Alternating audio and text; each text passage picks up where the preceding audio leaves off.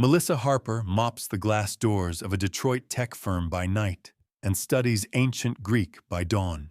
Labeled only by her uniform and silenced by assumptions, no one ever asks her what she knows, until a whispered translation catches the ear of the company's CEO. Detroit, January. The kind of morning where even the wind feels tired. Aon Systems, Inc. sat like a sleek, silent beast on the city's east end. 10 stories of brushed steel and glass, pulsing with data and ambition. At 6 a.m., the lobby echoed with early footsteps and the hiss of coffee machines. Programmers and product leads streamed through the glass turnstiles with eyes fixed on phones and minds already deep in code. And in the corner, wiping those very glass doors, was Melissa Harper. Her uniform was slate gray, the logo printed slightly off-center on her chest. No name tag, no greeting, just Miss Clean to some, Madam Mop to others. She didn't correct them. What was the point? She kept her eyes down, not because she had nothing to say, but because she'd learned that saying the wrong thing, anything, could cost you a shift, a warning, a job. She had mouths to feed. Silence was survival. At 9:30 a.m., her shift ended. She boarded the bus, face pressed against a fogged window. 20 minutes later, she was home, a one-bedroom apartment with peeling paint, a broken space heater, and the hum of traffic outside. Her nephew, Miles, 10 years old, sat cross-legged on the couch, watching science videos on mute. His dad was in prison. His mother, Melissa's sister, had vanished 3 years ago without a goodbye. Melissa set a cup of instant noodles on the table, peeled open an old Latin dictionary, and rested her elbows on a cracked kitchen counter. Her fingers traced faded notes on a library printout of Plato's Credo. Once, this had been her life. She had been a star student, linguistics major, ancient languages concentration, fluent in Latin halfway through Greek. She wanted to teach, write, translate, make dead words sing again. Then her mother died of a stroke. The scholarship vanished. The rent didn't. She dropped out the same week she buried her mom. That was 7 years ago. Now she scrubbed toilets and microwaved philosophy. The only thing that hadn't changed was her voice. Rich, measured, low. But no one ever heard it, not the real version. And when she did speak, people flinched. "Your voice is rough," one recruiter once said. "You sound angry," another offered. She wasn't angry. She was tired. That week, on a Wednesday, she overheard it again. Walking past the HR lounge, 2 coordinators were chatting. "Miss Clean?" one snorted. "She's sweet, but let's be real. That voice? She couldn't string 2 sentences in front of a client." They laughed. Melissa walked on. It wasn't the insult that hurt. It was how confidently they said it. Like truth. Like gospel. But the real gospel was in her backpack. A stack of handwritten notes. Her own translations of fragments from Heraclitus and Plato. She'd been teaching herself for years. At night. By memory. Nobody knew. Nobody asked. Then, on a Thursday night near midnight, it happened. Melissa had been called to clean one of the executive conference rooms. Some engineers had left it in a rush. Coffee rings on the table, snack wrappers in the corners, laptop cords still plugged in. One monitor was still on. A single tab was open. Greek. Ancient Greek. The font was a little janky, but she recognized it instantly. Republic, Book 6, The Allegory of the Cave. She froze. Her fingers hovered over the trackpad. The familiar curves of the words danced like old friends. Without realizing, she spoke, softly, carefully. She translated a line aloud, her voice low but confident. And if he is compelled to look at the light itself, will he not have pain in his eyes? And will he not turn away? Behind her, someone had entered the room. She hadn't heard the door. A man stood there, tall, in a winter coat still dusted with snow. No badge visible, no folder in hand, just quiet presence. She froze, dropped the cloth, turned sharply. It was him, Edward Lawrence, CEO, founder, the name on every hallway plaque. He didn't speak. He didn't smile. He just looked at her. Melissa's pulse climbed into her throat. "I'm sorry," she stammered. "I wasn't touching anything. I just—" "Was that Plato?" he asked, voice neutral. She hesitated. "Yes, sir. Republic." His brow twitched just slightly. "You speak ancient Greek?" "No, sir," she replied automatically. Then softer.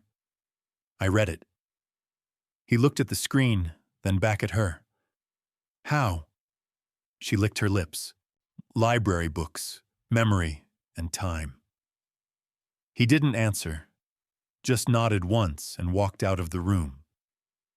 She stood frozen for a full minute, mop in hand, heart hammering. The door clicked shut behind him. The next morning when she arrived to clock in, a receptionist called her name.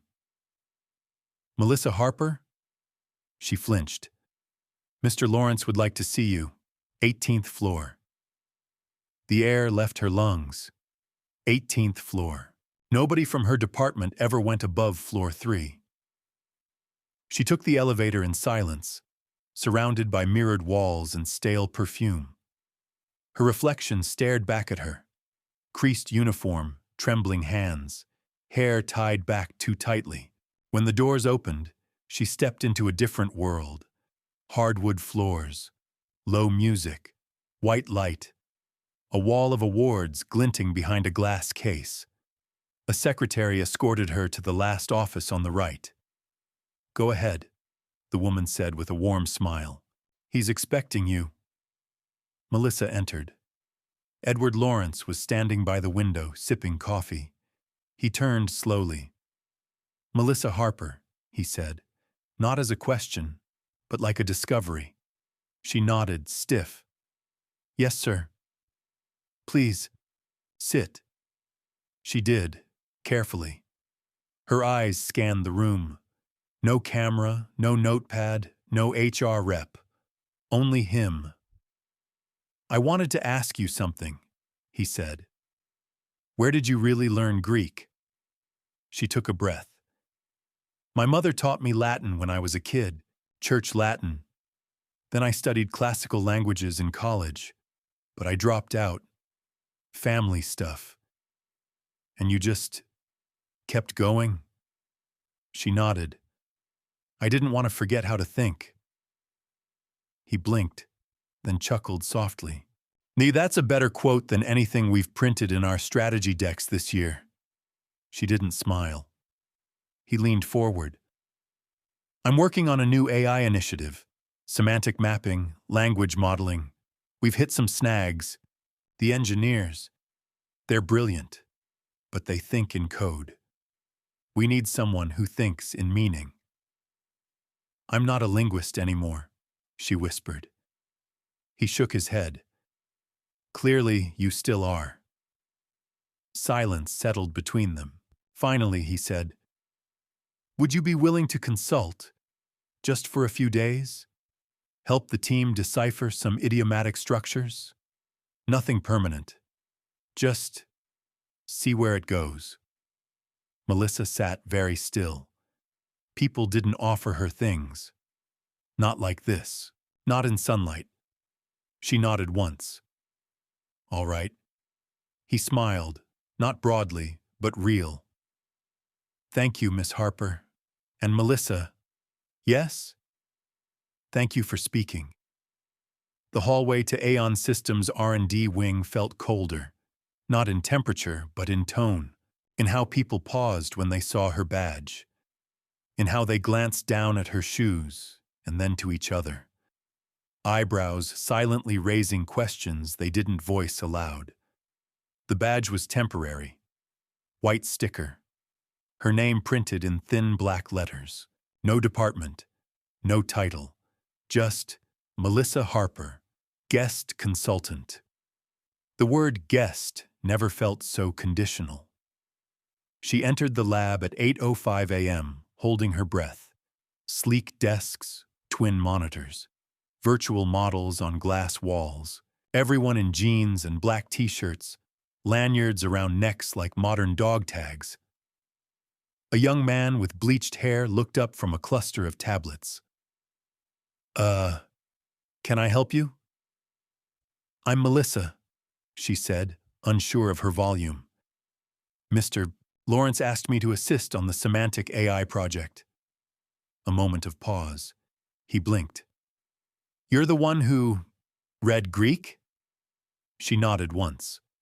A longer pause, then, "Okay, sure. Yeah, come sit." He led her to a standing desk, clearly pulled in from a supply closet. A second-hand monitor blinked weakly to life. Her first instinct was to lower her head, blend in, not interrupt. But something inside pushed back. Not anger, exactly. More like quiet defiance. She unpacked her folder. Latin, Greek, notes in pencil. She was used to paper. This was a different kind of battlefield. At noon, someone left coffee on her desk. No note. Just a cup, too hot to drink, but warm enough to notice. By 3 p.m., she was drowning. The interfaces were unfamiliar. API trees, neural nets, cloud environments she'd never touched. She didn't know where to type, let alone how to submit a pull. "Just hit deploy," someone muttered behind her. She nodded, pretending to understand. That night, back in her apartment, she opened her notebook with shaking hands and copied every term she didn't know into a spiral pad. She stayed up until 2:00 a.m., watching YouTube videos on machine learning, scribbling translations for herself in the margins like she did when she was 19. She wasn't dumb. She was out of place. There's a difference. By Thursday, she had found the error. The AI couldn't distinguish between context-driven idioms in classical syntax. It kept mapping ananke, anagi, as food instead of its true meaning, necessity. She stared at the screen. Of course it got it wrong, because the word need doesn't mean hunger in Greek. It means fate. It means must. It means the edge of a sword. She rewrote the semantic tree manually, then annotated her changes with margin notes, quoting Sophocles. Nobody clapped. Nobody even noticed. Until Friday. She was sorting a bin of old lexicons someone had dumped by her desk when she heard a voice behind her.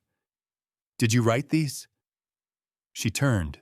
Edward Lawrence stood there, holding her notes in one hand, a tablet in the other. She nodded. "Yes." He glanced down at the paper again. "You just saved this team 3 months of rollout delay." She blinked. "I did?" He nodded. "We couldn't get the AI to interpret imperative necessity in context. Your cross-referencing fixed it." The room was suddenly very quiet. Half the engineers were frozen mid-code. She nodded slowly. "Glad I could help." He didn't say anything more, just clutched the notes and walked away. Later, in the restroom stall, Melissa let herself cry. Quietly, quickly. like a valve being turned off and on, the kind of cry that you finish before anyone notices, the kind she'd perfected. By Monday, she had a formal email in her inbox. Temporary linguistic consultant, 2-week extension, a small stipend, no title change. When the internal marketing team prepared a project spotlight for the company blog, they didn't include her name. She's not exactly on brand, someone wrote in a Slack thread she wasn't supposed to see. One person had posted a suggestion. Maybe we list her under support, or not at all. She didn't reply. She wasn't there for the spotlight. She was there for the syntax. That week, her nephew Miles looked up from his math homework and asked, "Tia Mel, is it true you're the smartest person there?" She laughed. "No, baby. I just don't give up as fast." He smiled like he already knew. Tuesday morning, she came in early. Her desk had a clean screen, and on it, someone had left a sticky note. "Your translation of Aletheia changed the way I think about this entire model. Thank you." It wasn't signed, but it was in blue ink. On Wednesday, one of the interns handed her a coffee. "I read your annotations on the Homeric corpus," he whispered. "They opened something in my brain." She smiled for real, maybe for the first time all week. The next day, Edward Lawrence asked her to meet him in the main auditorium. "Why?" she asked. "Because I want you to speak," he replied. She froze. I don't do speeches." "You speak ancient Greek, Melissa. I think you'll manage." "I sound—" She hesitated. "People say my voice is—" "Your voice is exactly what they need to hear," he said. "I don't know what to say." "Then tell them the truth." Friday afternoon, she stood at the front of the room. Rows of engineers, analysts, project managers, interns. Some had never seen her before. She took a breath. "I'm not from here," she said, her voice trembling. "Not from this floor, not from this world." Silence. "But I've spent the last decade reading people who've been dead for over 2,000 years. And what I've learned is this. You don't need to be someone important to do something important." The room didn't move. Most of my work was done in silence, in kitchens, in laundry rooms, at bus stops, but words still matter, even whispered, especially whispered. And then she closed with the same line she first read that night in the conference room. "And if the eye is turned to the light itself," her voice didn't waver. The room was still. Then, applause. Real. Loud. Sustained. Somewhere in the middle row, someone whispered, "Who would have thought?" Melissa heard it and smiled. The applause faded, but the echo remained. Melissa stepped off the stage, eyes still wide. Her heart was pounding like it had outrun something ancient. She didn't remember walking back to her desk. She barely remembered what she'd said. But she remembered the silence, how it wasn't empty this time. It was full, heavy with something real. For the rest of the day, people looked at her differently. Not with awe, with recognition. A young woman from marketing caught her in the hallway. "I was afraid to speak up," she admitted, eyes darting around. "But after today, will you help me find my voice too?" Melissa blinked, then nodded. "Always." That night, she opened her Slack for the first time. There was a new channel. Hidden voices and pinned to the top, a message from Edward Lawrence. "We are surrounded by brilliance we've been trained not to see. It's time to look again." People were joining, dozens, then hundreds. Stories poured in. Janitors who wrote poetry. Security guards who taught languages overseas. cafeteria workers with architecture degrees from back home. Someone from facilities mentioned he'd once taught physics in Tehran, and then came the message that stopped her mid-scroll. I used to teach Farsi. I'm one of the night guards. If this company needs help with Middle Eastern corpuses, I'd be honored. He signed it. Fareed, Level 2 badge. 2 days later, he was invited to join a regional localization project. Ripple. After Ripple. After Ripple. By the following Monday, the HR department launched a company-wide initiative, the Aeon Internal University. It wasn't about degrees. It was about development, mentorship programs, language learning tracks, guest lectures from inside the building. Melissa was invited to lead the first workshop. She called it, How to Speak Without Being Asked. The line outside wrapped around the corridor. One morning, Edward stopped by her new desk, located not in a back hallway or temporary workspace, but in a real, full-time department. Her title, Semantic Interpretation Coordinator, Linguistic AI Division. On her desk, in a simple black frame, hung her old janitor badge. No bitterness, no shame, just memory. A reminder that she hadn't come out of nowhere. She came from somewhere very specific. A week later, Melissa walked through the halls and noticed something different. People didn't just look at her, they saw her. And not just her, but each other. Like how the overnight shift started joining stand-ups. Like how someone from the cafe now managed inventory systems for campus events. After someone asked about his math background and found out he held a degree in logistics from Nairobi. Or how interns no longer whispered when someone with an accent joined a call. Because now they understood. Fluency comes in more than one form. Then, something small. But everything. Her nephew Miles came home from school and handed her a folded sheet of paper. I drew you, he said proudly.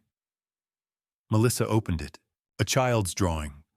A woman in a white shirt standing on a stage, holding a book in one hand and a microphone in the other.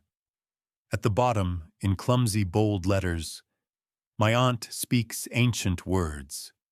She pressed the paper to her chest, and for a moment, nothing else mattered. Until her phone buzzed. It was from Edward. Quick thing. Meet me in the lobby if you're still here. She walked down. He was standing near the entrance, arms crossed, a plaque in his hands. New installation, he said, nodding toward the front wall. Thought you might like the inscription. Melissa turned. A matte steel panel had been embedded beneath the company logo. Clean, subtle, no signature, just words. Talent wears no uniform. Respect has no rank. Listen before you judge. She didn't speak, just let the words sit in the air. He looked at her. Do you know what happened when you started speaking? He asked. She raised an eyebrow. What? You gave others permission. She didn't reply. Just nodded slowly, feeling it all. Every shift, every stare, every silence that had turned into sound. Before she left for the evening, a young intern stopped her in the elevator. Hey, she said nervously. What are you reading? Melissa held up the paperback. The Dialogues of Plato. She smiled.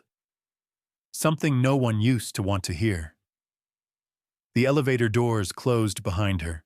Months later, Melissa was invited to speak at a national AI and ethics conference in Chicago. Her panel was titled, The Intelligence We Ignore, Hidden Talent in the Margins. She stood at the podium, facing hundreds of tech leaders, researchers, investors. I was once told my voice didn't belong in rooms like this, she began. But it turns out my voice was never the problem. Your listening was. Silence. Then applause. Later that night, She received a message from a data scientist in Argentina. I sent your story to my mom. She works as a cleaner at a school and used to study languages. She cried. She said, "Maybe it's not too late." Thank you. Melissa closed the laptop, hands trembling, heart full. It had never been about a badge or a microphone. It was about being heard. Now she made sure others were too. Not loud, just real. And that was enough to change everything.